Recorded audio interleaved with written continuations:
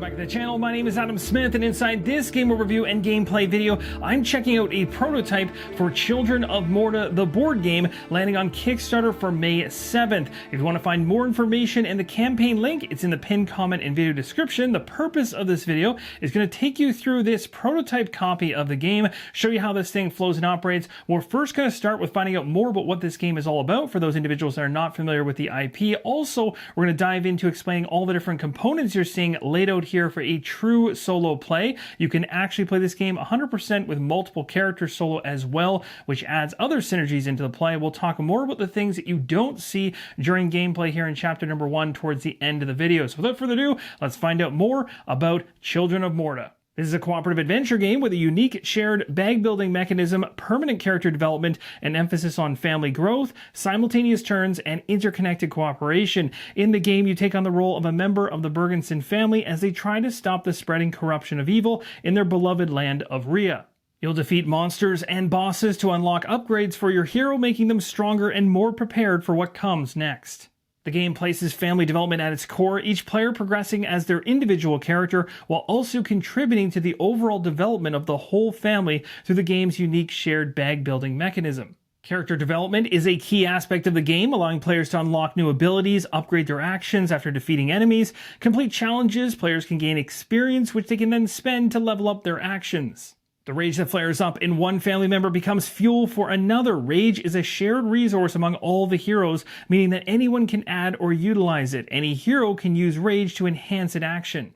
This video is going to cover the true solo mode of Children of Morta, but it's worth mentioning the game has a support system. So when you're controlling more than one character, as this is a cooperative adventure game, so solo players out there can control more than one character at once, you'll place the dashboards for each of the characters side by side, and there will be synergies built between the characters, which will strengthen over time. Now let's focus our attention on the components that I've laid out on the table here. We've got the preliminary setup all done. The character I've chosen is Kevin. There are 4 available from the very start of the game. You have John, Linda, Lucy, or Kevin. And the 2 you cannot choose until they're unlocked later on is Mark or Joey. Once you pick your character, there's a number of items you'll want to grab to place around your character board and even on it. The first thing at the very top, you'll see 3 different tracks. You have the health track here. Now, depending on your character, the middle one could either be shield or evade. In this case, it's an evade. You can see the foot icon there. And the last one below it is focus. And you'll see focus and evade. These tracks both have a token on the far left, whereas the health is going to start on the far right. Every character also has specific fatigue markers which match the icons right on the dashboard. You'll place those 3 in the corresponding slot, and as you use these, and we'll talk more about how they're used later on, they'll go into this spent area over here. You'll also need an XP dial, which at the very beginning you can just set to 0. In the prototype here, there's only a 20 or 1. There is no 0, but in the final version, there'll be a spot to start things off. Once we start gaining experience, we'll be tracking it on this dial. Each character in the game also has unique ability upgrades. You're going to see on the dashboard there are printed abilities like Focus, Primary Attack, and all the ones down below. You'll have specific cards which are double-sided. You'll see Focus 2, for instance. Flipping this over, you have Focus 3. The ability to actually upgrade these on your dashboard as you go along. You'll keep these cards off to the side for now. But down here we have the talent cards. Again, something else specific to the character, and you're easily able to find which one it is based on the card back's icon matching the character board. Next up, we have 2 reference cards, one here on the right, specific to the character we've selected, talking about the abilities that character has and also providing an example down below of how it works. And then you'll see the round reference here, starts with the encounter, going into combat with the hero phase, and on the opposite side, you're going to see the enemy phase, cleanup, and run end. When it talks about run end, it's talking about the win and loss conditions. It states here, when the chapter's objective is completed, that's when you win. You lose if 1 or more players' health are reduced to 0 during the enemy phase, or if there is no space to place a new enemy above a hero board during the encounter phase. And just to connect the dots on losing based on an enemy coming in during the encounter phase and not having a position above your character board to fit, here's a look at all the slots across the dashboard. At the beginning of the video, I mentioned this game has bag building. These are the basic skill tokens right here. Advanced skill tokens can be purchased up top on that dashboard. We're going to first talk about what goes into this drawstring bag to set things up. It's based on the number of characters. However, there is a tweak. If you're playing true solo like I am, instead of placing in just one set of the basic skill tokens, you're going to place in 2 sets. So these 2 sets will be going inside the drawstring bag. The rest of these are going back to the game box. Now, if you were playing with 2 people around the game table, you would still place in 2 sets, 1 for each of the characters. If you're playing with 3 people, it would then become 3 sets, and 4 people, 4 sets. Next up, we have the house board here with the house card deck shuffled on top. We have the item card deck down below shuffled up. Here are the advanced skill tokens I mentioned, and they have an associated cost underneath of them in gold. And you'll gain gold as you go through the game, and then you can bag build by purchasing these. You can also add 1 to whatever the cost of the one you want to go after in order to remove a basic skill token with the same color from the bag. So as you'd expect with a bag builder, you can either just add to the bag or you can choose to start fine-tuning the bag as you add those advanced skill tokens in. In the top right, we have enemy card decks like this one here and this one here. This is a boss deck, and it's worth mentioning being that this is a prototype. This is not all the enemy cards and boss cards. There'll be 96 enemy cards in the final version based on the prototype rulebook, unless it changes during the campaign, and 25 boss cards, and these are going to vary across 4 different back colors. On the far right, we have a number of tokens placed in stacks based on their back. The ones across the bottom are encounter tiles, easy to place based on the varying levels of them. And then you have the ferocious tiles above. Next, we've got a number of game tokens, and these are in game trays. These game trays are not part of the prototype or the final version. I'm just using them to keep things organized. We have coins right here, rage tokens, and gemstones. Next, we have support tokens, stun tokens, and potion tokens. And finally, the most obvious of all of them, these broken hearts, which are all the damage tokens. Then we have 12 dice in 3 different colors. One thing you might notice is a little tough to see the icons on the center one there. Don't worry, in the final version, the dice are going to look much better than this, and they're going to be clear as day to see from far away, just like you'd expect. These dice are prototype in terms of their structure and shape and everything, and also are using stickers. So that makes that difficult to see those icons at times. But don't worry, as we go through gameplay here, I'll make sure you understand each result. That's going to do it for the components for the time being. Let's now dive into the adventure book and find out more about what we have in store for chapter number 1. The Bergson family has been the guardians of Mount Morta for generations. Each member has unique and extraordinary skills that play into their role in the family and the defense of the mountain. Through their courage, unity, and determination, the Bergsons endeavor to restore peace to Rhea, facing personal trials and forming bonds that endure across generations. However, a dark and potent corruption now threatens the land, echoing challenges of the past. As the fate of Mount Morta hangs in the balance, the Bergsons must confront this malevolent force. Will they emerge triumphant against the overwhelming odds, or will Rhea succumb to darkness's relentless advance? Grandma Margaret woke in a cold sweat, certain something was very wrong. She grabbed her wooden stick and left the house. She climbed the mountain in the dark, heading toward the Tree of Life. When she arrived, she paused to think and gather her wits. Then she asked the goddess Rhea what was happening. Grandma Margaret sought answers, but the goddess did not speak.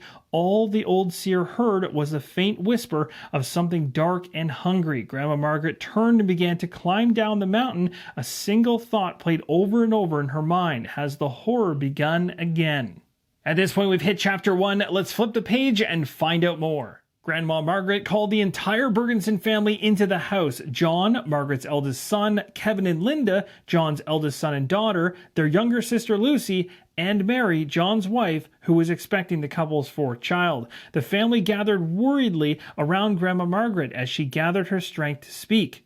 In the past few weeks, Mount Morta has changed. Strange creatures that are not natural animals have been sighted. People have gone missing, never to be seen again. The mountain grows colder and crueler by the day, and now the goddess has gone silent even to me. Rhea must be in grave danger. It's up to us to investigate and figure out what's going on. Please, youngsters, travel to the Shire and report back.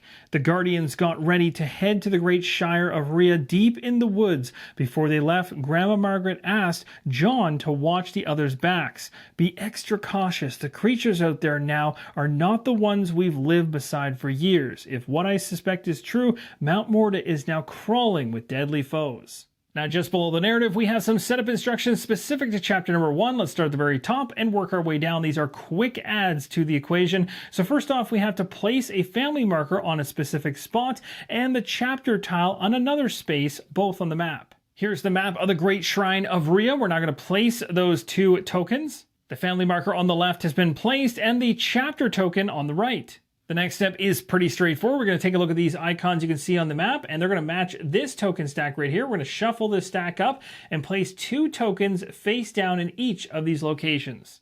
That completes the setup of the map, and at this point, we're trying to get our family marker in terms of our main objective all the way to the portal space right here. Once we reach this space, we can proceed to the next page. And you can also see what I just specified at the very bottom of the page. And we'll continue through the setup here as we're at this spot right here. We have to shuffle the enemy cards, these 2 specifically. Now remember when I was talking about the different components, we only have those as part of the prototype. In the final version, there will be more colored enemy decks to grab. But it's specifically telling us to grab these 2 decks, which I already have set up, so we're good there. Next, it says to give the leader token to John. If he is not in the game, give it to the oldest player. Well, it's going to Kevin anyway because I'm playing True Solo. Kevin now has the leader token, and the final step of setup is that each player gains 1 focus. So we're simply going to go ahead and increase the focus along the track. You're going to see that each of these tracks are broken into sections. And last but not least, there was one instruction I glazed over. We've shuffled the chapter 1 cards and we placed them right here. Now it's time to see Children of Morta in action. We're going to start with the encounter phase. We're going to move the marker, the family marker, to any connected location with tiles on it, flip the tiles, and carry out the effect. So as you likely noticed from before, you'll see dotted lines connecting multiple points on the map. So we're going to move from where we currently are to the very first location right here. I flipped the tiles, and at this point you focus on the number at the very top of the tokens, and you're going to notice that we have a 5 and a 1, 5 being the highest number. The leader is going to take the 5, that's going to be me, and the rest would go to any of the characters we are controlling. Now, even though there are some enemy icons on the token we're going to have to deal with, we also gain any benefits that happen on the token as well. In this case, we actually gain some gold for moving to this location. The token lets me know not only did we gain gold when we were there, we get this right away even before we defeat the enemies. The enemies are coming at us. We have 2 of them to draw, but just before we do that, I want to talk about the 6 slots across the top. If these slots are ever full and an enemy comes in, as I mentioned earlier in the video, you automatically lose. But one thing to note across these 6 slots is they're not all the same. The first 3 are melee based and the final 3 are ranged. So as we draw those enemy cards out, we're going to take a look for the ranged or melee icon. In this case, we see a ranged icon. Whenever we see a ranged one, it's going to go to the furthest right position. That ranged individual is an archer goblin, and next the second enemy is a red spider, a melee, which is coming in on the far left. The story mode campaign includes 6 chapters that you will play in order. Each chapter, you will delve through one of the dungeons of the game. It's considered a run. You fight endless enemies and face new challenges on each of these runs. You do this until either the chapter's objective is completed or the players are defeated. And if you complete the objective, then you can play the next chapter. But if you're defeated, you have to start the run again. And after each game session, whether you win or lose, you return home to level up and rest. With enemies now in play, let's talk about these enemy cards and the iconography on them. In the top left-hand corner, we have a square. This also lets you know which side of the character dashboard this enemy will be coming in on. So on top of the fact, we can see it's a melee-based character. It has a square on the left-hand side, so it comes in the furthest left-hand slot. We have the archer goblin that came in earlier. That had a square in the top right-hand corner, and it went all the way to the other side as it's a ranged individual. So the red spider here has its title below. There's also, well, you can see a little star there in the center. That's going to represent XP. So we get 1 XP if we take out the red spider. Some enemies will have 2, 3, and so on. Below that, we have the health value at 3. That's what we need to get to in order to take this thing out. In terms of rewards, when we do, we gain a rage token, which is represented by the tokens we talked about earlier. And then we have the actions this red spider will do on its turn. We're done with encounters, we move to combat, and we start with the hero phase. In the hero phase, we're going to draw back up to 5 tokens coming from the draw bag. Corruption tokens and fatigue tokens are worthless. There are ways in which these fatigue tokens, which I'll talk about later on, can be spent. They end up going back into your bag, and if they come back into your hand, they essentially will gum up how many tokens you will have available to choose from. Also, corruption tokens can be placed inside of your bag at times, and they will come out looking like this. And again, they will also go against the 5 that you can have when you're drawing up at this point. But as we're just starting out, we don't have to worry about any of that. The tokens coming out of this bag currently are all going to be A-OK. We got ourselves 5 basic skill tokens. It is worth mentioning that if you happen to get one of your fatigue tokens or any other character's fatigue token coming through your bag at this point in time, you would actually give that to the individual who owns that fatigue token. And of course, if it's yourself, either way, it's going to go into the discarded area right here. So if we had it drawn up and pulled one of these out of our bag, and again, we'll talk more about how these can land your bag later on, then at this point, we go ahead and just place it in the discarded area.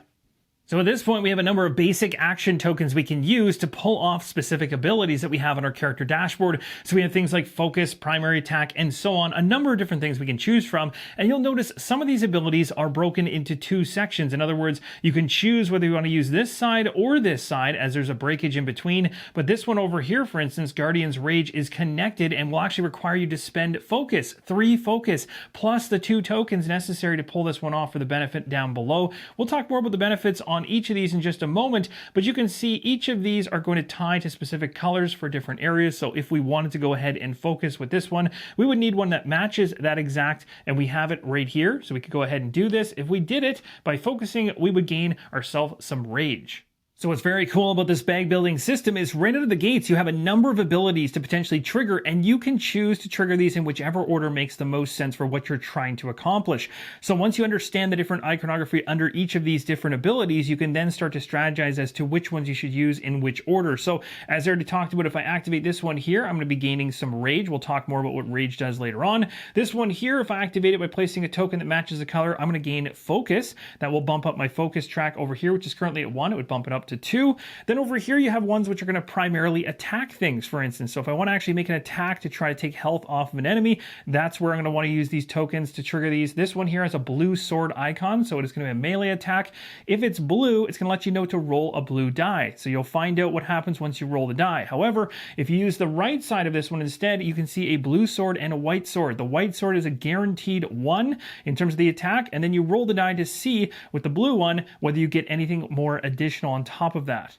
Down below, we have the Fan of Knives. We can choose to activate one of these in 2 different capacities. One is going to bump up our evade. Evade is going to be useful when we're trying to evade enemy attacks. Some characters will have defense in the form of shields, whereas this character is focused on evading, so this is really good on the defensive side of the equation, and this one actually gives defense as well as providing a die roll for ranged attacks. Now over here, we have the ability to stun with these 2 icons, and also potentially bring out a blue die for melee, which is nice. Now over here, this one's a little bit different.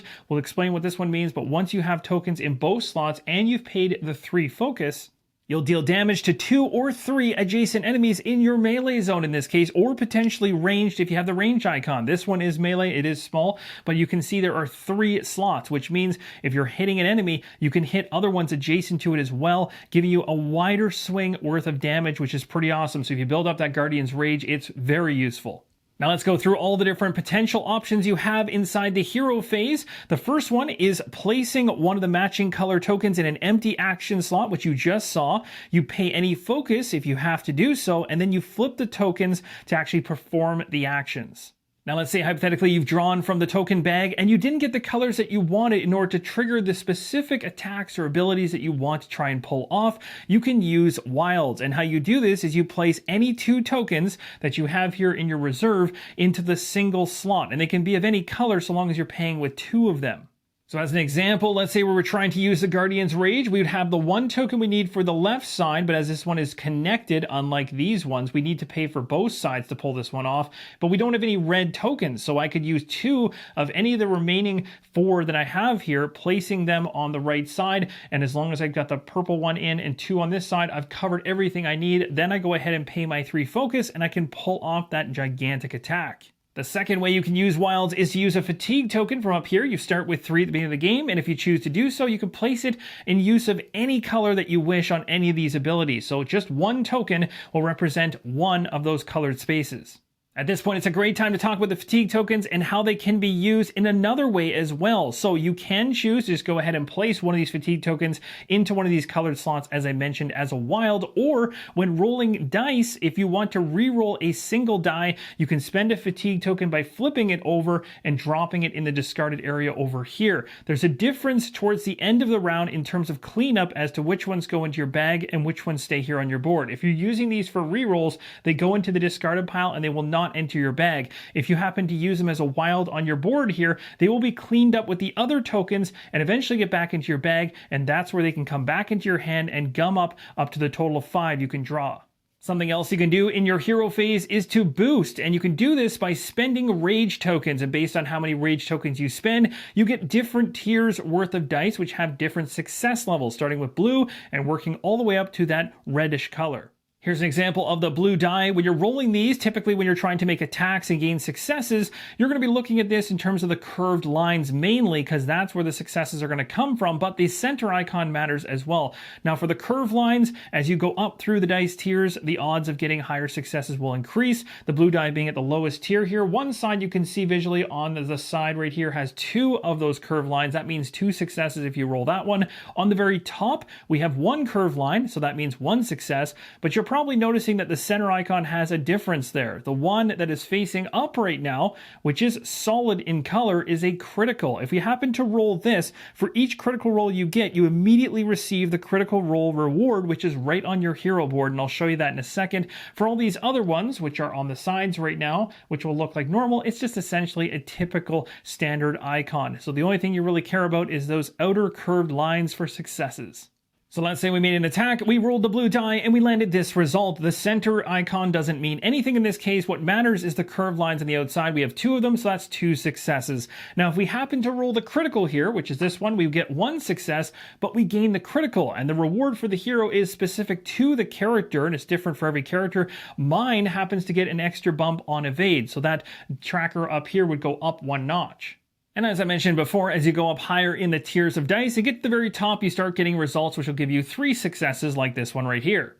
Now looking at my 2 enemies here, the red spider being closer to me, but the more important thing to note is it's going to be rolling 2 blue dice against me, and that's not good, whereas the archer goblin's going to be rolling 1 blue die against me in the future. So let's focus on taking out the red spider first.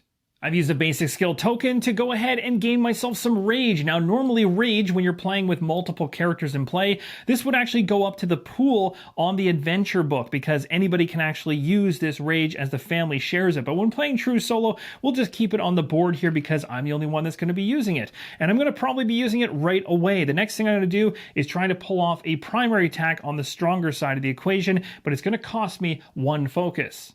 After completing the action, you flip the token over. Next, I placed one here. I also went ahead and spent my 1 focus that I had. And at this point, I have the ability to not only gain a 1 success out of the gate for the white sword, but I can roll 1 blue die. What I'm going to do on top of that is actually spend this token right here for rage to gain another blue die. So going into this attack, I've got 1 guaranteed success. I'm hoping to get 2 more off of this in order to get the 3 I need to take the red spider out. Here's hoping. Let's go ahead, and it's also worth mentioning these dice do have a blank side on them, of course, so you can completely miss. But I do have 1 trick up my sleeve I'll talk about in a second here. Let's see how this roll goes. We actually did fantastic. So I ended up getting 3 successes right off the dice, plus the 1 I had guaranteed from the primary attack, and it's worth mentioning on Kevin's card, specifically for his character, it mentions here he can re-roll any 1 die in his dice pool up to 3 times, and only for melee actions. They have to be primary attack or frenzy mode, so I could have re-rolled if I needed to in this situation, but I didn't need to.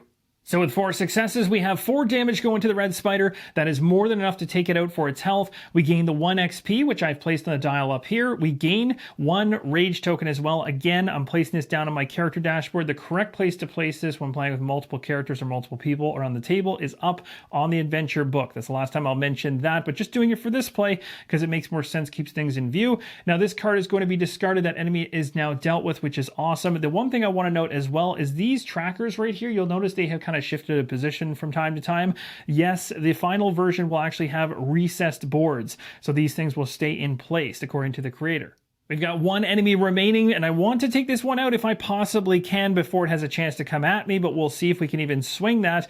The Archer Goblin is at ranged distance, so currently I cannot attack it unless I specify that I'm attacking from range. I do have the Fan of Knives ability. That one allows me to do a ranged attack, which can hit this individual, so we'll focus on that, although we are going to actually need to gain some focus in order to pull that off. Now, as we take a look across our character abilities here, you'll see we have a slot here to gain some focus. So I could use a green token here in order to flip over and gain a focus, bumping me up by 1 in order to prepare to try to pull off the Fan of Knives that costs 2 focus to pull off, as well as another green token. So we have the tokens we need, but we don't have enough focus to actually pull off the attack, unfortunately, and it needs to be ranged. It cannot be a melee for this situation, unfortunately. Now, as your character progresses through the game, you're able to upgrade these abilities, and you'll get the chance to actually gain more focus much quicker, and through die rolls even. This one will give you a guaranteed focus, and then you roll to see how much more you get on top of that, and it can go from 2 all the way up to 3 here in the prototype as well. So seeing as we're not going to be able to pull off an attack during this turn, let's actually get ourselves ready for evasion during the attack that's coming against us and set ourselves up for success in the next turn. So right now, what I've gone ahead and done is flipped over this token here and placed it in order to gain a focus to get myself going on that track. We need to get up to 2 to pull off this Fan of Knives in the future. And then you can see we have 2 tokens left. I'm going to use this one right here in order to bump up my evade, which is going to help me on the defensive side of the equation, knowing full well this enemy's coming at me in the near future.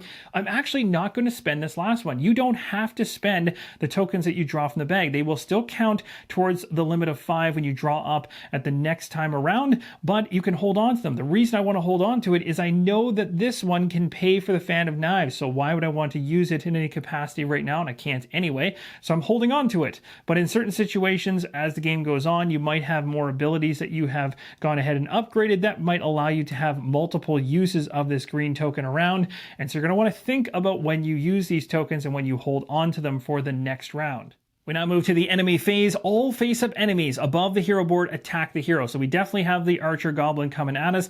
The one exception to this that is 100% worth mentioning, because let's say hypothetically that we have a lot of enemies that are on top of us. So as we pre-fill them into this row up here, knowing they come in on the right side or the left side, you're going to put them in those right or leftmost spaces. It'll start to fill these in. And at a certain point, say for instance, you filled the melee side more so than the range side, and a melee character ends up in the range slots. In this situation, if a melee character, or enemy I should say, is in those range slots, they will not attack you during this step. And it's important to note, if you're playing multiplayer, the enemy phase is completely played simultaneously by all players, so each hero activates their enemies on their own and deals with them. You always start with the rightmost enemy, and in my case, it's the only one that's currently on the board, and we're going to resolve all of its actions starting at the topmost action and then proceeding downwards. Now, you likely saw on my character's dashboard, I do have the ability to stun using frenzy mode. So if I had have done something like that, I could have stunned this enemy. And at this point, that means this enemy would just remove the stun token and nothing else would happen and you'd move on down the row. But in this case, unfortunately, that stun token was not there. So the very first thing this enemy is going to do is right up here at the very top of this row of actions, and it's a ranged attack. It has the blue, which means it's rolling a blue die. We'll find out exactly what it's doing to us, and it hits us for 1. The good news is we have 1 evade, and by paying that evade, we don't take any damage. So thankfully we were able to evade that attack. As you can see, the health bar here only has 3 positions high before you're in the 0 position and you lose.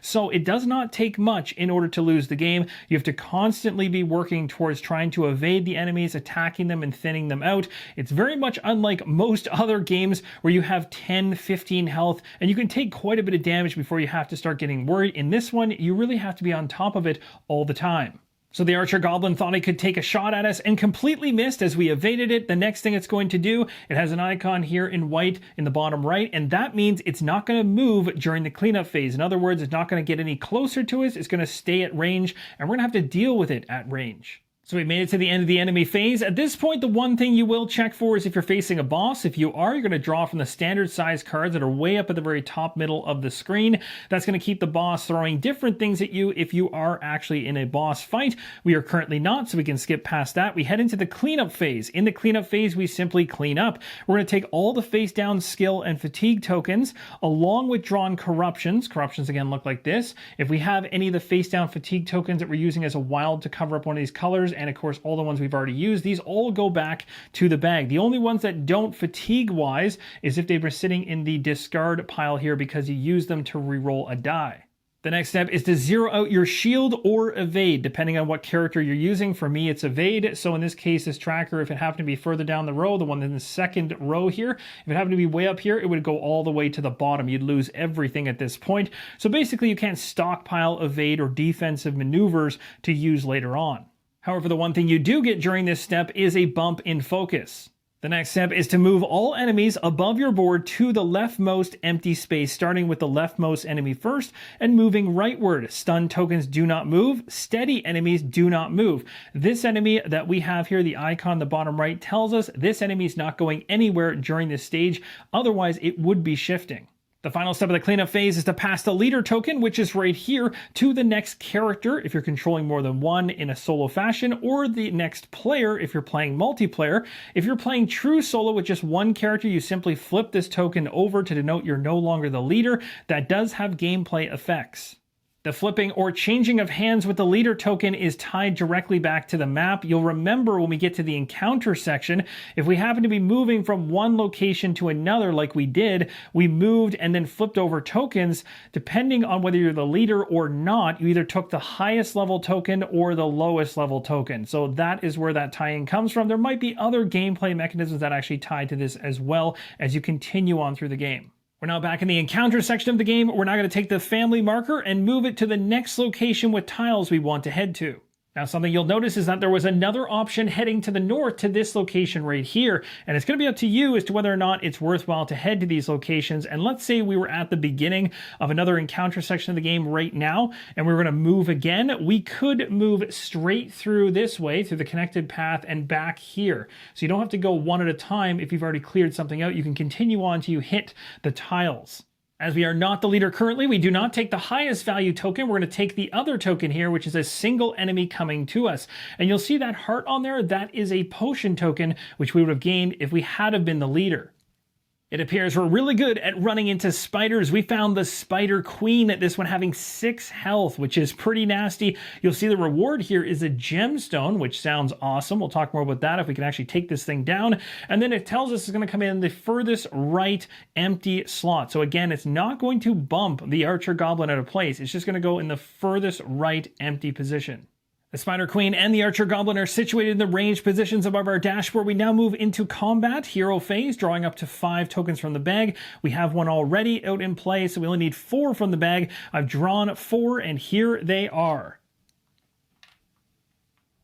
I'm going to spend 2 skill tokens for the exact same slot in order to get a wild, because I did not have this particular color, but this will allow me to gain another one of those rage tokens. The next skill token's been placed. I'm going to use Fan of Knives. This one costs 2 focus, so I've dropped myself down to 0 as I had 2 prior. And we're going to go ahead and activate this. We flip over the token as I did. We're going to gain an evasion, so we're going to bump ourselves up by 1, and we're going to do a ranged attack. This one's going to be 1 blue die. I'm going to go ahead and spend both of these rage in order to get an orange die into the fray. It's worth knowing that there is a restriction on boosting. You can at maximum have 1 die from each color as a boost at the same time. So for instance, if I had enough rage, which I don't, to pay for 1 of each die, up here on the chart knowing that blue costs 1, orange is 2, and red is 3, I'd need 6 rage to get 1 of each of the die into the fray when I'm rolling. And that's as high and as much boosting as you can possibly do on 1 roll.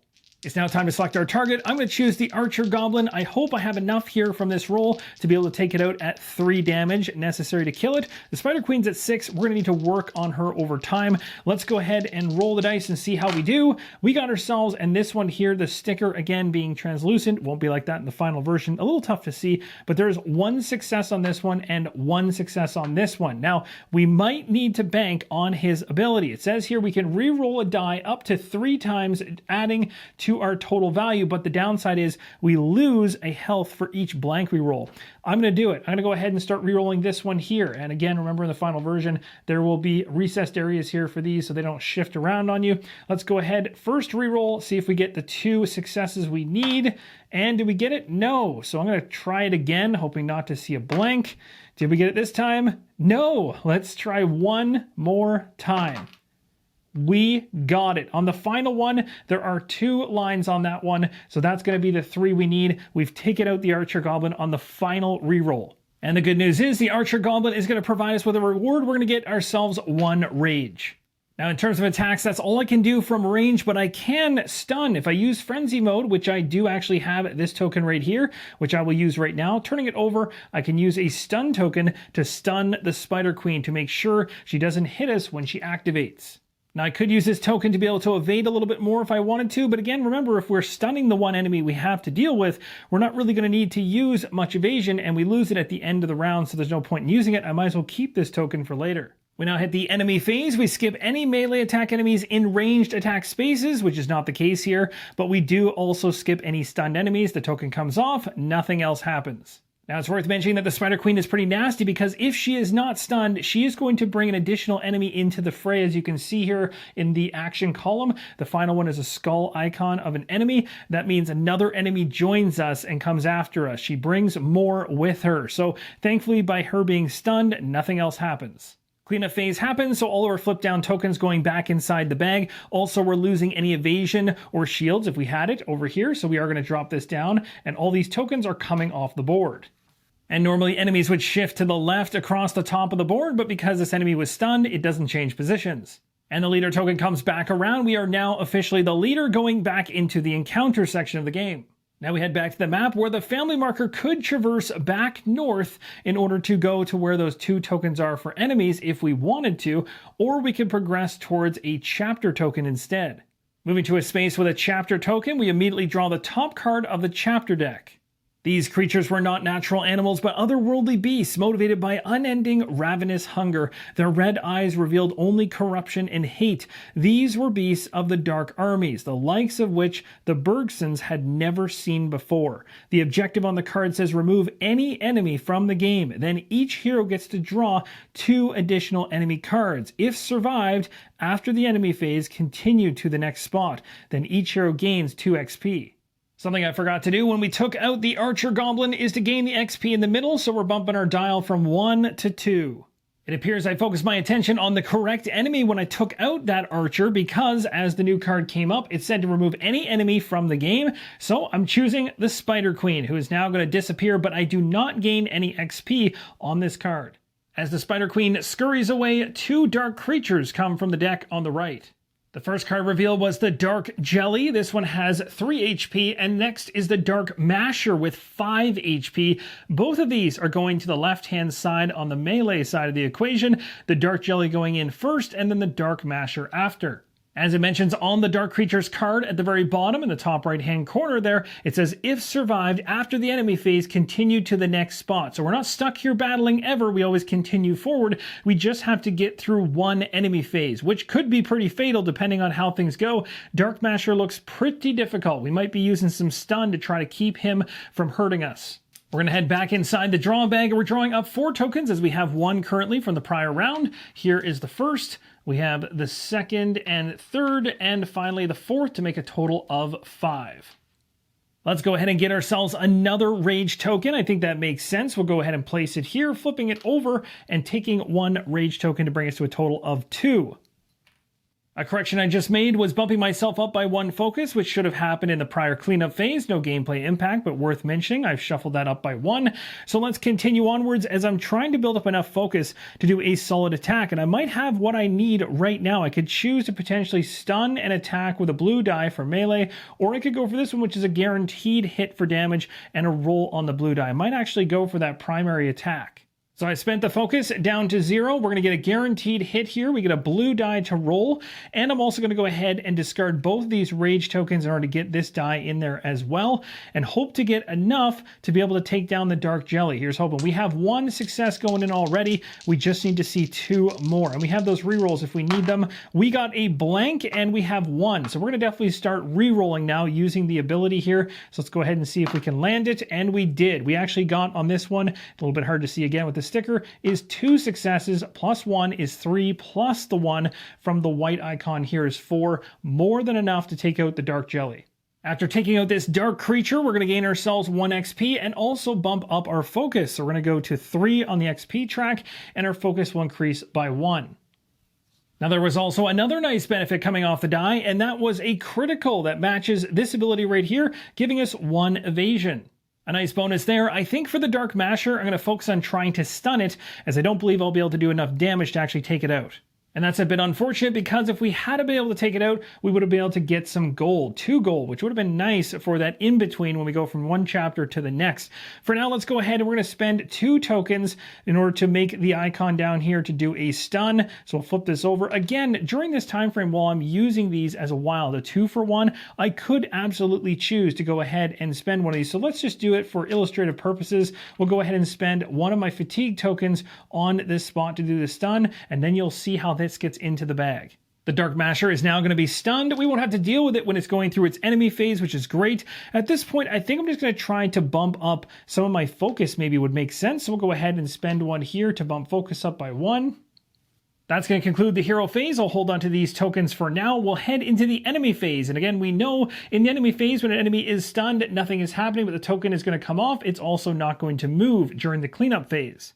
And as per normal, we lose all of our evade, which is shifted down to the left. We gain 1 focus, so we now have 3 focus available, and the leader token has been passed or flipped in this case. Now back at the map, we can choose to move once again, and if I wanted to, I could choose to traverse to where those 2 enemy tokens are, but instead I'm going to head towards the portal. As it states on the adventure book, the objective is to reach the portal on the map, and then we get to proceed to the next page, so right now we can flip it over.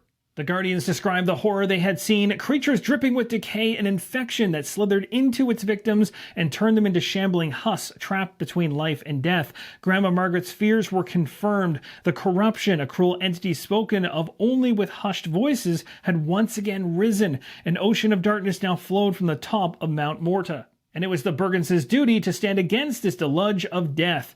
Knowing the great danger to their beloved land, John and his brother Ben started working to keep the family together. We are a family, we are fighters, and we are the Guardians of Morta. As long as we support each other, no evil can harm us. Together we will stop this demonic corruption and save our home. According to the adventure book, we now add corruption to each bag, so 1 of these tokens is going in the bag, and this is going to count towards the limit, as I talked about prior, when you're drawing from the bag, but they are worthless and cannot be used. Now the next portion is specific to individuals that are controlling 2 characters or more, or if you're playing multiplayer. At this point, the support aspect of the game is going to come into play. You'll have specific cards which you will draw and place between the characters as they're situated around the game table that will add in synergies between them. There's also support tokens that are all added into the fray, and you can see that detailed here. At this point in the gameplay, we're able to level up our character. We have 3 XP, so we can take a look across the cards we have for our abilities to see if we can spend any XP to level them up.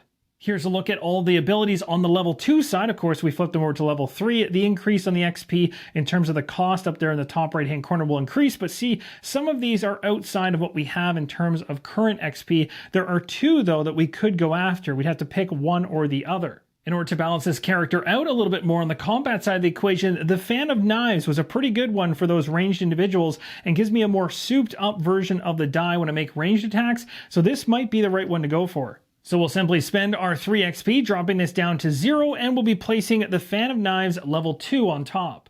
And just like that, we've leveled up our character, providing better abilities going forward.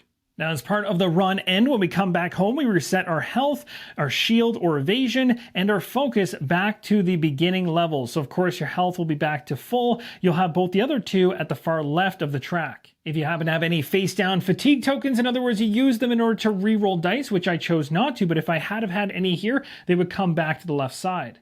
As you likely notice, I've already removed the Dark Masher, and any of the enemies that are attached to you at this point are now discarded and shuffled back into the corresponding decks. At this point, if you have any item cards or any talent cards, they are now discarded. So for instance here, you'll see positions which are for the talent cards, and if you gain them, you place them here. You have these lightning bolt icons which tie into the item decks, and if you acquire any of these and they happen to be in place, at this point you go ahead and remove them. This is an example of one. We currently didn't get any inside of chapter number 1, but as you move into chapter number 2, these cards will start to pop up.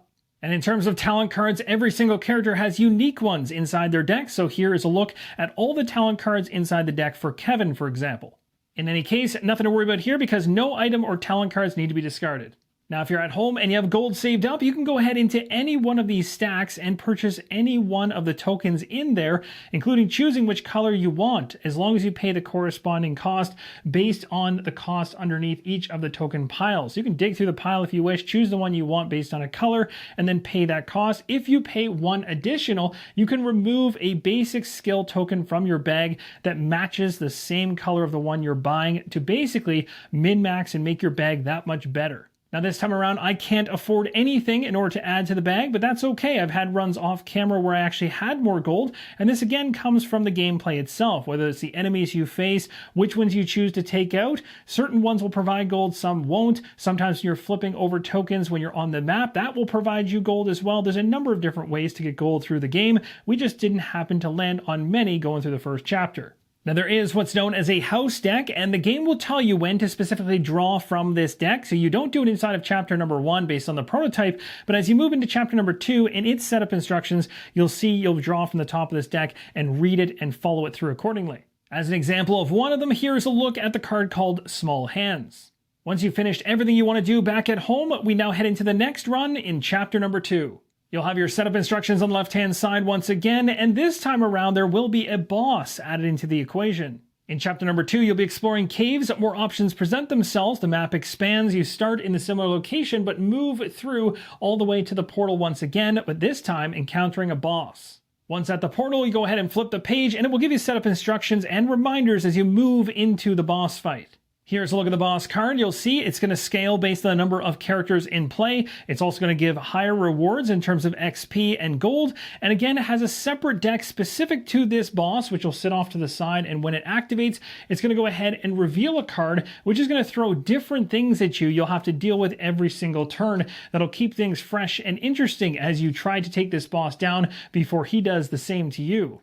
And that, my friends, wraps up the game overview and gameplay video for Children of Morta, the board game. This in prototype form, in the final version looking even better than what is shown here. If you want to find out more information, I have the link to the campaign in the pinned comment and video description. And I hope this video helps you make an informed decision on the campaign as it launches May 7th on Kickstarter. Thank you guys so much for watching, and as always, keep on rolling solo.